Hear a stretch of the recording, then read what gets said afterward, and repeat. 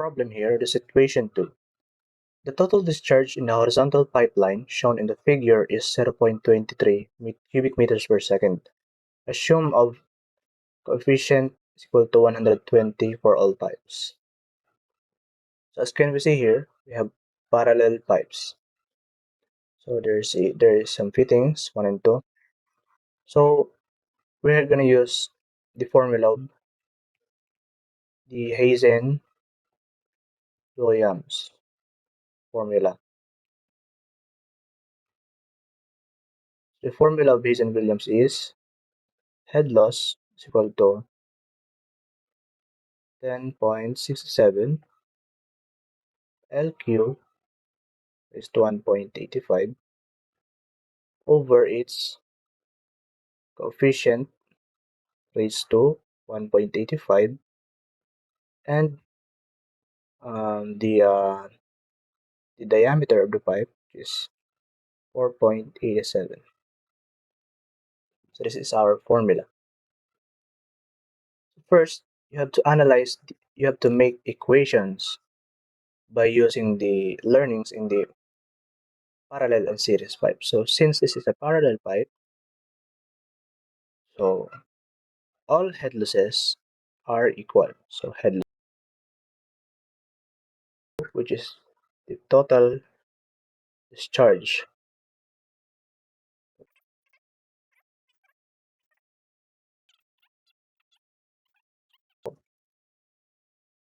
Kahit alin dyan, piliin mo, you can get the equal head losses.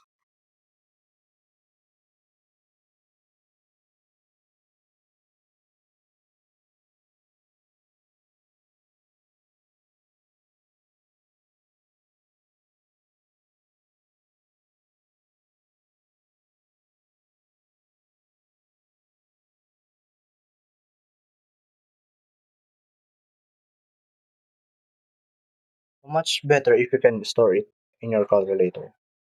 Let's store it in A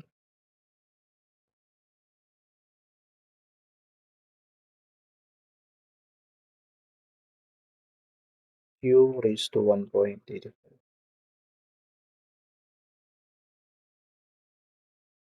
So plug in it again with different values.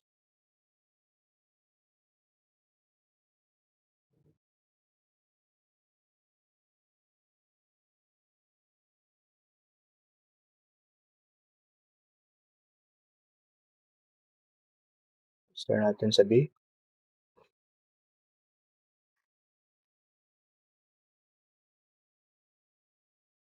So you can divide it. You can get the Q's equals to 1069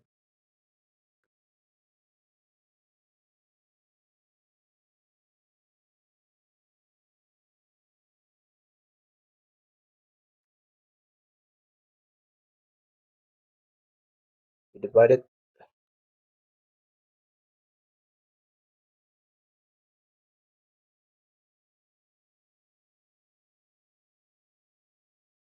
You will get 6.1017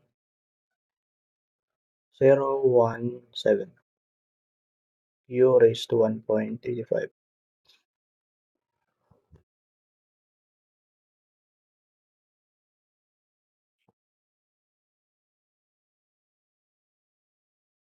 Kung ganito na, you have to square root the 1.85. So Q equals to 1.85 square root of 6.017 Q raised to 1.85. This is equal to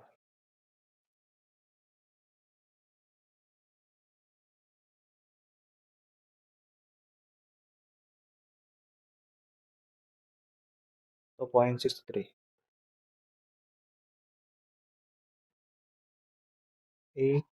Q.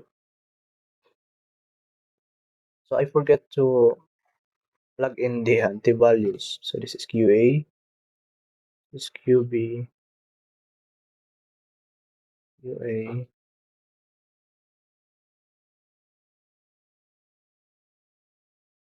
forget about that part. QB. This is our third equation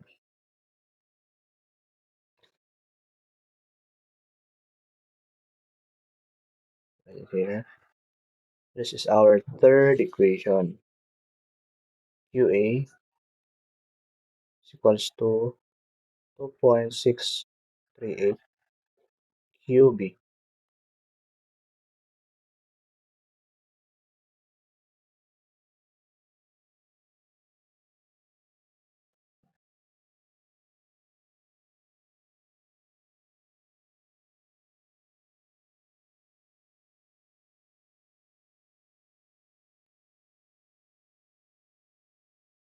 Guess what? We have to do it again in another formula. What is it should be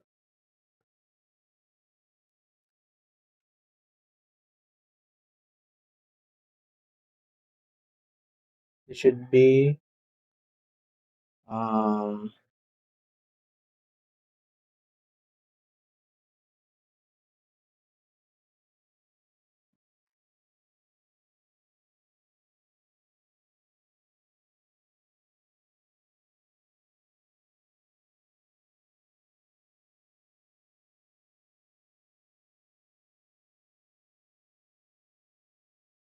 it should be letter C.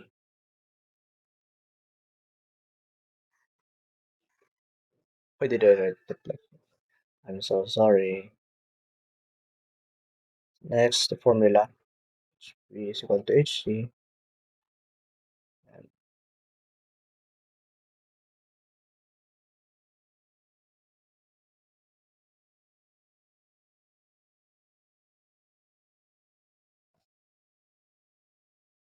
UC. This is our fourth equation.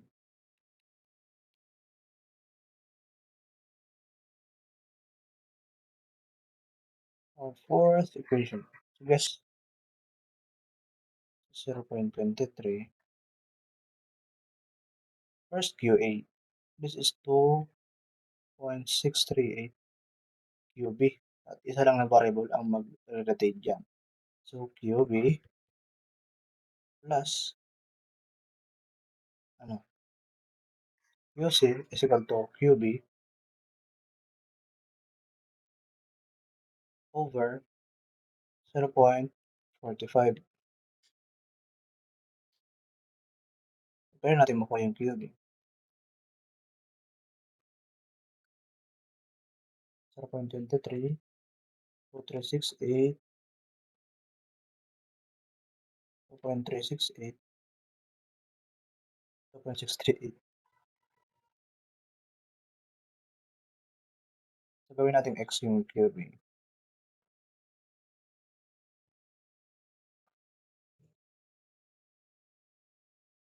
It's going to be 0.0392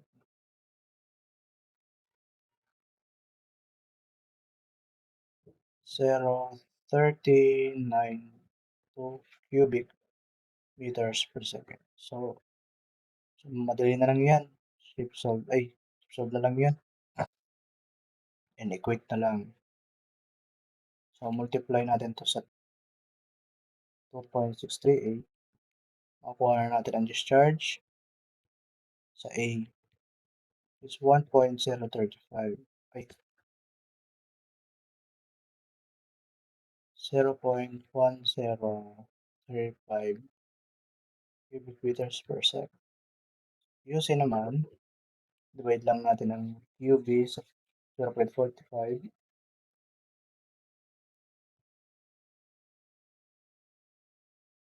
is 0.0871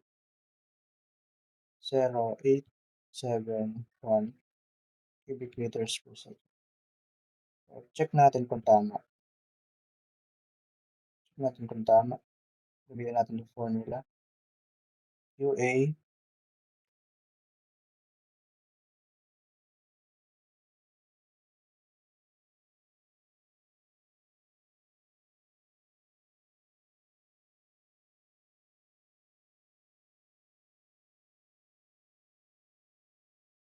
UT is equal to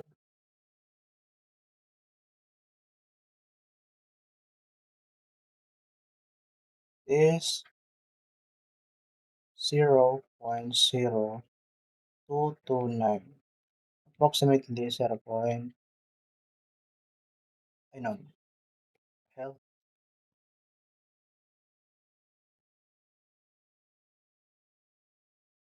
So QT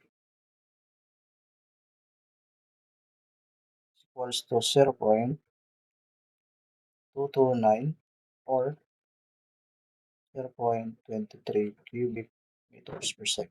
So, kuha na natin yung final answer. So, this is our final answer.